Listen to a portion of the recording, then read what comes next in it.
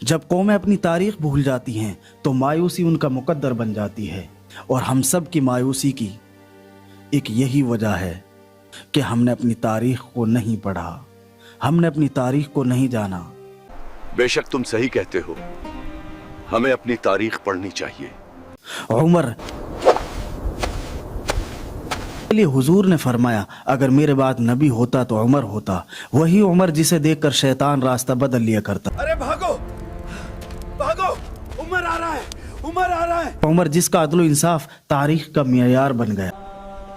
یہ وہ منظر تھا جہاں حکومت خود قانون کے سامنے کھڑی تھی۔ عمر جس کے دور میں اسلامی جھنڈا 22 لاکھ مربع کلومیٹر پر لہرانے لگا۔ یہ کوئی عام حکومت نہیں تھی، یہ وہ حکومت تھی جس نے 22 لاکھ مربع میل پر حکومت کی۔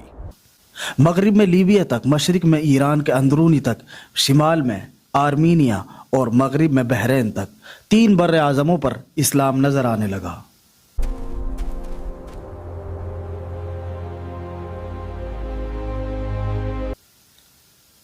السلام علیکم۔ عمر بن خطاب جب اسلام لائے تو یہ صرف ایک فرد کا قبول اسلام نہیں، اسلام کی قوت میں اضافہ تھا۔ یہ بات صحابہ کرام نے بھی محسوس کی اور آپ صلی اللہ علیہ وسلم نے بھی۔ حضرت عبداللہ بن مسعود رضی اللہ عنہ فرماتے ہیں عمر کا اسلام ہمارے لیے عزت تھا، ان کی ہجرت نصرت اور ان کی خلافت رحمت۔ اسلام لانے کے بعد حضرت عمر نبی کریم صلی اللہ علیہ وسلم کے بے حد قریب ہو گئے۔ وہ سوال کرتے، سمجھتے اور فوراً عمل کرتے۔ یہی وجہ تھی کہ کئی مواقع پر ان کی رائے وحی کے موافق ثابت ہوئی، مثلاً پردے کا حکم، جنگ بدر کے قیدیوں کا معاملہ اور مقام ابراہیم کے بارے میں حضرت عمر کی رائے بعد میں نازل ہونے والی آیات کے مطابق نکلی۔ دوستو، یہ اللہ کی طرف سے ان کے اخلاص کی قبولیت تھی۔ ہجرت کے بعد مدینہ میں اسلامی معاشرہ تشکیل پا رہا تھا۔ یہاں حضرت عمر صرف عبادت گزار نہیں بلکہ ایک عملی محافظ بھی تھے۔ وہ کمزور مسلمانوں کے ساتھ کھڑے ہوتے اور ظلم کا ڈٹ کر مقابلہ کرتے۔ جب بدر کا موقع آیا تو یہ اسلام کی پہلی بڑی آزمائش تھی۔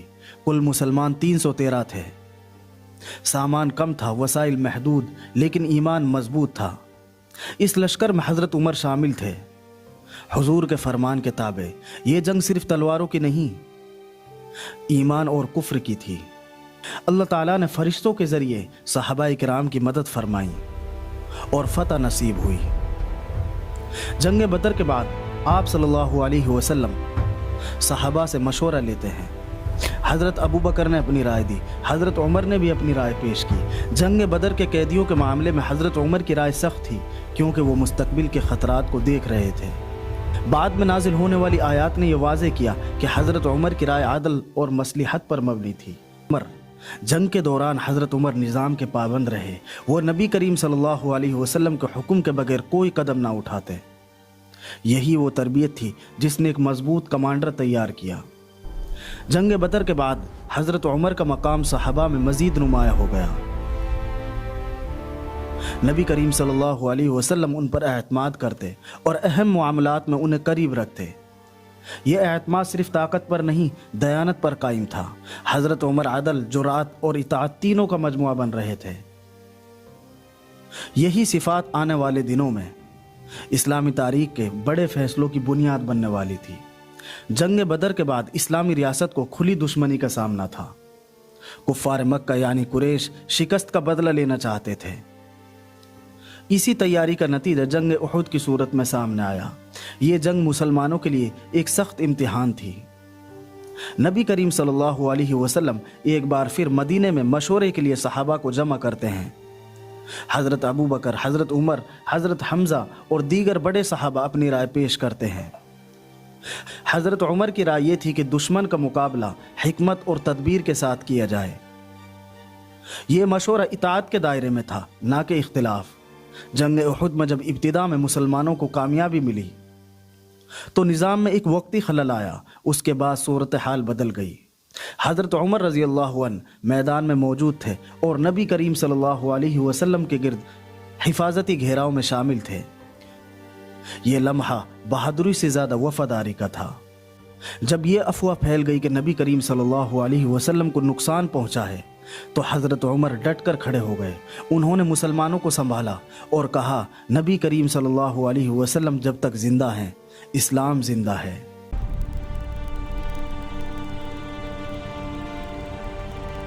ये क़यादत हौसला देने वाली थी। जंग उहद के बाद मुसलमानों ने अपनी कमज़ोरियों को पहचाना। नबी करीम सल्लल्लाहु अलैहि वसल्लम ने सबके लिए एक सबक दिया। हज़रत उमर ने उस सबक को अमल में ढाला। कुछ अरसे बाद कुफ़ार मक्का यानी कुरैश और उनके हलीफ हम ख्याल एक बड़े लश्कर के साथ मदीना की तरफ बढ़ते हैं। ये जंग खंदक थी। हज़रत सलमान फ़ारसी रज़ी अल्लाहु अन्हु ने खंदक खोदने की तजवीज़ दी और नबी करीम सल्लल्लाहु अलैहि वसल्लम ने उसे कबूल फरमाया। दोस्तों, खंदक की खुदाई में हज़रत उमर रज़ी अल्लाहु अन्हु बराह रास्त शरीक थे। यहाँ क़यादत काम के साथ नजर आई। सर्दी, भूख, प्यास और मुसलसल दबाव के बावजूद हज़रत उमर निज़ाम कायम रखने में मसरूफ़ रहे। वो सिपाहियों की हौसला अफजाई करते और नबी करीम सल्लल्लाहु अलैहि वसल्लम के अहकामात को आगे पहुँचाते। दरअसल ये जंग तलवारों से ज़्यादा सब्र की जंग थी। दुश्मन जब नाकाम बगैर नतीजे के वापस लौटा तो ये वाज़ेह हो गया कि मुसलमानों का इत्तिहाद अब मजबूत हो चुका है। यही वो सिफात थी जिसने उमर को अमीरुल मोमिनीन बना दिया। ऐसे वक्त में हज़रत उमर एक सिपाही भी थे और एक इंतज़ाम करने वाले। खंदक के बाद इस्लामी रियासत अब दिफा से आगे बढ़ चुकी थी। मदीना को अंदरूनी ख़तरात से महफूज करना अब ज़रूरी हो गया था। खैबर यहूदी कबाइल का एक मजबूत मरकज़ था जहाँ से मुसलमानों के ख़िलाफ़ साजिशें रची जा रही थी। ये फ़ैसला जज्बात का नहीं, रियासत की हिफाजत का था। नबी करीम सल्लल्लाहु अलैहि वसल्लम लश्कर के साथ खैबर की तरफ रवाना हुए। हज़रत उमर और बड़े साहबा इस लश्कर में शामिल थे। हज़रत उमर लश्कर के निज़ाम और तरतीब की जिम्मेदारी संभाल रहे थे। उनका काम सिर्फ लड़ना नहीं बल्कि लश्कर को मुनज़्ज़म रखना भी था। जंग के आगाज़ में कुछ किलों पर सख्त मुकाबला हुआ। नबी करीम सल्लल्लाहु अलैहि वसल्लम ने हज़रत उमर रज़ी अल्लाहु अन्हु को एक दस्ते की क़यादत अता फरमाई। उन्होंने पूरे नज़म के साथ आगे बढ़कर कोशिश की, लेकिन उस दिन फतह ना हो सकी। ये शिकस्त नहीं, ये आजमाइश थी। अगले दिन नबी करीम सल्लल्लाहु अलैहि वसल्लम ने फरमाया, कल मैं झंडा उस शख्स को दूंगा जो अल्लाह और उसके रसूल से मोहब्बत करता है और अल्लाह और उसके रसूल उससे मोहब्बत करते हैं। यह झंडा हज़रत अली बिन अबी तालिब को दिया गया।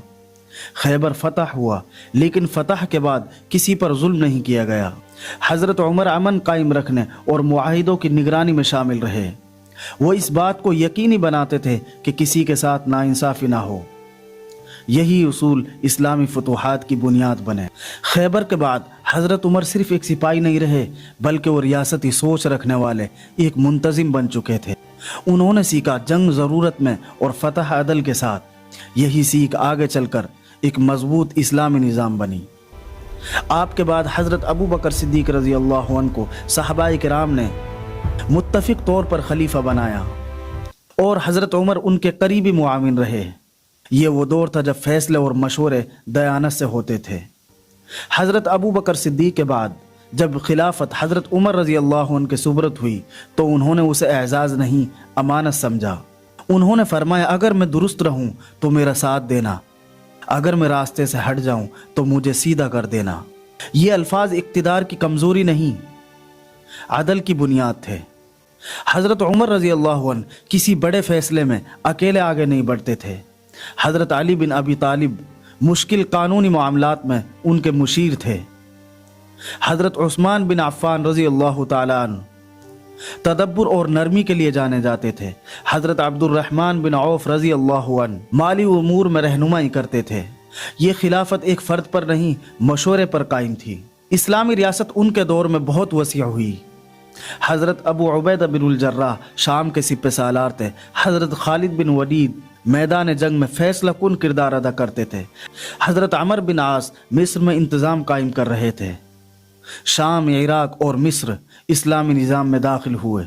दोस्तों, हज़रत उमर सालार बदल सकते थे मगर उसूल नहीं। उन्होंने खुली और वाज़ेह हिदायत दी कि किसी आम आदमी पर जुल्म ना हो और बैतुल माल में खयानत ना की जाए और कानून सब पर बराबर लागू हो। गवर्नरों का हिसाब बाकायदा होता, उनके माल का भी हिसाब लिया जाता और शिकायत पर फ़ौरन कार्रवाई होती।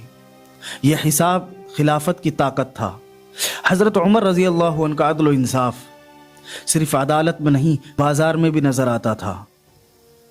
नाप तोल को दुरुस्त कराया गया, कीमतों में नाजायज मुदाखलत रोकी गई, कमजोर को ताकतवर के साथ बराबर खड़ा किया गया। हजरत उमर रजी अल्लाह अन्हु बहुत सादा जिंदगी गुजारने वाले थे। न महल, न पहरा, न शाहाना लिबास। वो खुद फरमाया करते थे, अगर नहर दजला के किनारे एक कुत्ता भी भूखा मर जाए तो उमर उसका जवाबदेह होगा। यही एहसास जवाबदेही उनके अदल की जड़ थी। ये वो इंसाफ था जो ताकत से नहीं, हक से चलता था। सिपाहियों के लिए तनख्वाहें मुकर्रर की गई, रजिस्टर तैयार किए गए, खिदमत का वक्त मुतय्यन किया गया। यह पहला मुनज़्ज़म फौजी निज़ाम था जो इस्लामी रियासत में कायम हुआ। हजरत उमर रजी अल्लाह अन्हु रातों को अवाम के हालात जानने के लिए निकलते। वो रातों को सोता नहीं था, उसे डर था कहीं अल्लाह उसे एक बगैर किसी पहचान के, बगैर किसी ऐलान के, बिल्कुल खुफिया तौर पर। यह निगरानी हुक्म से नहीं, जिम्मेदारी से थी। उनके दौर में इस्लामी रियासत मजबूत थी, निज़ाम कायम था और कानून नाफिज था। हजरत उमर बिन खत्ताब अब एक फर्द नहीं, एक मेयार बन चुके थे। ये मेयार आने वाले फैसलों और आने वाले इम्तिहान की बुनियाद बन रहा था। सहाबा सितारों की तरह थे, हर एक अपनी जगह रोशन, हर एक अपनी जगह रहनुमा, मगर कुछ सितारे सिर्फ चमकते नहीं, रास्ता भी दिखाते हैं। दोस्तों, हजरत उमर वो रोशनी थे जिसमें कमजोरी नहीं थी, जिसमें मसलिहत नहीं थी, जिसमें सिर्फ हक था। मोहम्मद सल्लल्लाहु अलैहि वसल्लम ने उन्हें फारूक कहा, क्योंकि जब उमर बोलते थे तो बातिल के पास कोई जवाब नहीं बचता था। इसीलिए आज भी जब सच और झूठ के दरमियान फैसला दरकार हो तो तारीख उमर को याद करती है। आप सबसे बड़ी अदब के साथ गुजारिश करता हूँ कि अगर वीडियो पसंद आए तो शेयर ज़रूर करें।